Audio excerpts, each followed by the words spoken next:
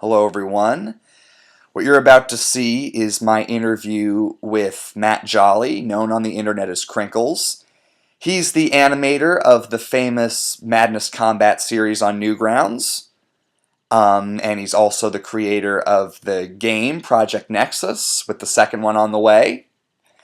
And I initially wanted to do a Skype interview with him, however, email was his preferred method, so instead I emailed him questions, he emailed me back responses, and I am going to read his responses for you.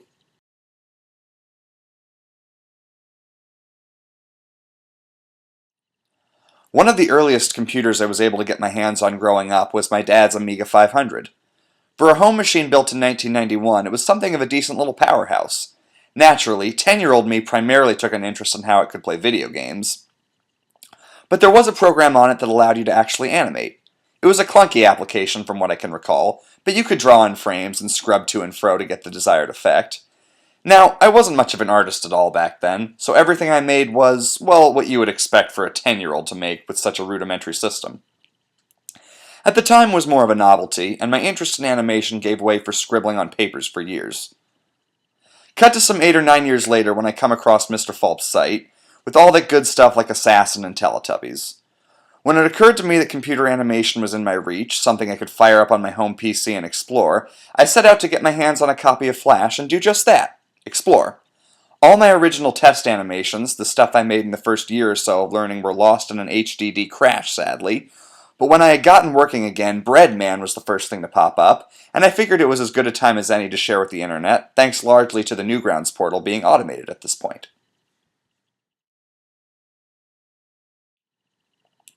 If you look back through my old sketchbooks, these little armless cross-faced guys popped up from time to time, largely as a huge oversimplification of forms so that I could draw a bunch of them in one sitting. It's really as simple as that. Once I felt like Breadman had run its course, I started out on a more complicated animation featuring these little things. The entire story of Marshmallow Madness was drawn on a napkin while I was eating out with friends of mine.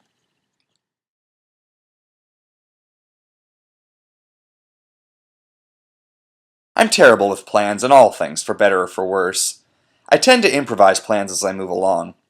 Madness Combat felt like a natural progression from Marshmallow Madness, and from there I got it in my head to do a multi-room massacre, and from there a crazier iteration of a multi-room massacre, and so on and so forth. Honestly, I might have moved on entirely after Redeemer or Avenger if the good viewers of Newgrounds didn't share with me their interest in my work.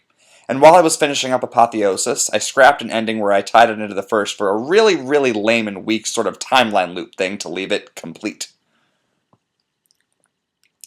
After that, I just kept moving forward. I'm loath to say that animation is on the back burner, or at least was for 2015, to make room for all this learning I had to do in regards to taking on Project Nexus 2. From the fundamentals like 3D modeling, texturing, 3D animation, to more complex stuff like level design, core combat concepts, all the way up to project organization. While I am confident about swaying in my own progress with this one, the experience has involved a lot of growing pains.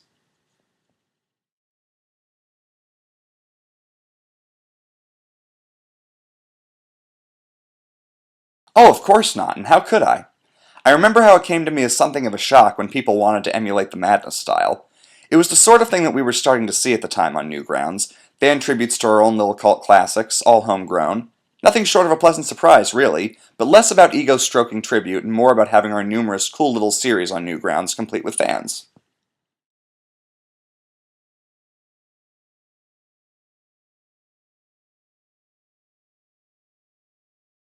I'm not gonna lie, and for a very short amount of time at the start of it, I personally felt like it was something close to plagiarism, like co-opting my efforts to get people to notice them. It didn't take long at all for me to realize that this was significantly less the case than I had worried. These days, I say the more the merrier, as this sort of thing only lets a series live on longer, which, let's face it, given my activity in the animation area, is nothing short of a good thing. But as a whole, it keeps it relevant on the face of Newgrounds. I feel like if there weren't all these people making their own little interpretations of Madness, it wouldn't have gotten as far as it has.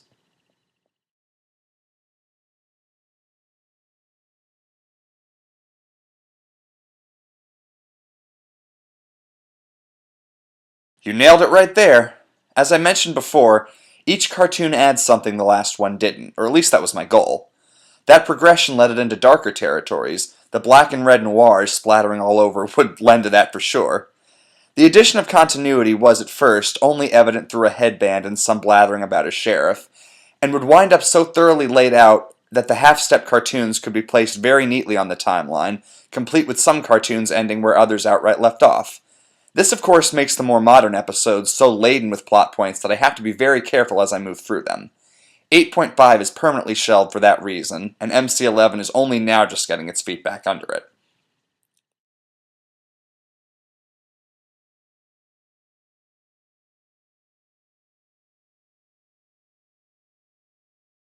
All I'll say is that Nexus 2 will have the most plot in it of any Madness thing you've seen from me. Swain and I have worked up some lattice work for how it all works out, at least mostly, and we'll tell in a somewhat traditional Madness method. Even so, we expect to let people know a lot more about why things are the way they are in Nevada without destroying the fun of it.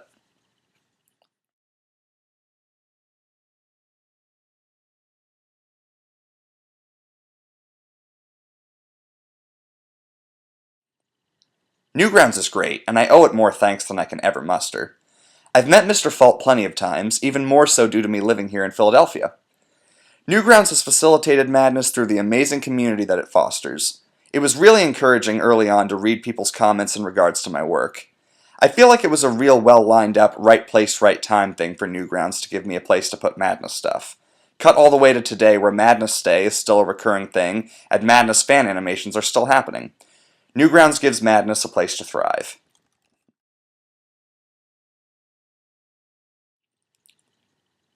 A small one for sure. Ad revenue favors Let's Players and other quickly created videos. While I have seen income from people watching my work, the amount of time I have to put in for each cartoon makes for a very rough time. Kickstarter has given Swain and I the chance to put day jobs on the wayside and spend 8+ hours a day working like the devil to bring fans a product, but the amount of cash we allot to ourselves a month still puts us on rough budgets. So I found I still have to step back to commission artwork from time to help us bridge financial gaps. I sure would like dental insurance. Hopefully as our game moves from pre-alpha to alpha, and on to beta and eventually finished, we'll see enough income that I can throw more time into animations as a day hobby.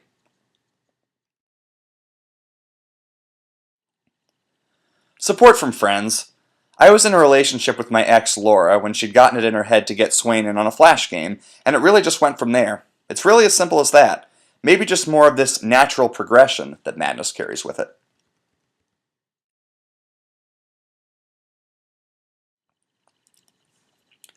Project Nexus 2 is far and away the largest project either Swain or I have taken on.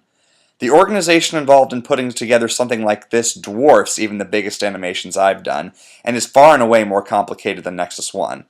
Hell, I remember losing something like a month and a half of animation work in Blender because I had the root bone pointed in an incorrect direction, resulting in bizarre oddities to crop up in Unity.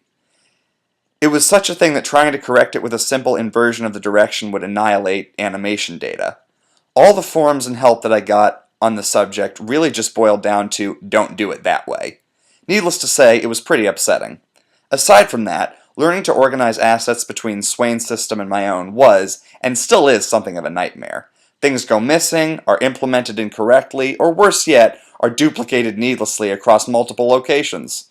We're doing well better than when we started for sure, but chiefly learning to organize the sheer volume of assets has been a learning experience. Swain and I joke that the next game we build will come along much, much faster due to us having cut our teeth on project organization skills.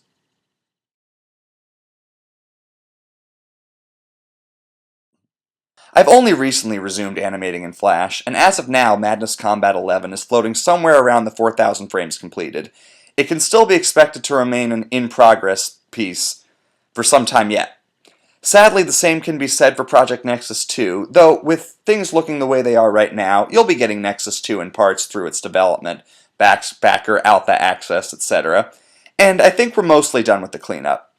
It's super frustrating to think how long we've gone without giving the backers any sort of alpha to chew on, considering when I goof around with the builds we have now. We have plenty of maps, with plenty more as a work in progress, dozens of guns, with an enormous amount of possibilities for modifications, animations galore, working objective system, etc. I am confident it will be worth the wait. Hell, earlier today I was in a tester room blasting faces off dudes to see how the improved innards models looked, and I just sat there resurrecting dudes to waste them again and again.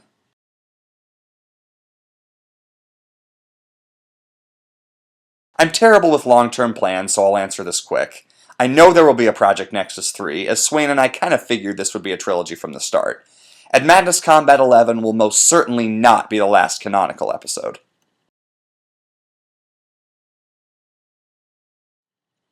Bring something new to the table. I don't mind a straight-up imitation of the last iteration, but what's always catching my or anyone else's eye is some twist, a variation to the theme. Be it a more elaborate story, improved artwork, a focus on humor, whatever. Those are always great. Hell, what I've gotten done for the first part of Madness Combat 11 is a huge departure from Madness Combat 10, all while keeping in key with the series as a whole. I mean, it kills me that I've been holding back with Nexus 2 for so long, but hey, chances are I'll live long enough to at least get Nexus 2 and Madness Combat done. Heh.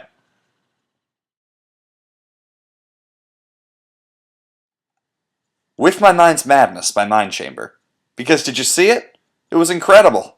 Every damn frame of that cartoon is lodged in my long-term memory.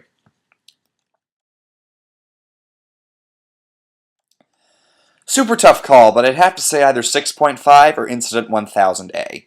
I hate playing faves, though, especially with how the series as a whole feels like one continuous cartoon.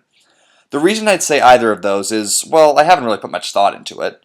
Between the dress-up grenade launcher and Bren from 6.5, and the battle royale nature of 1000A, those two just stick out in my head.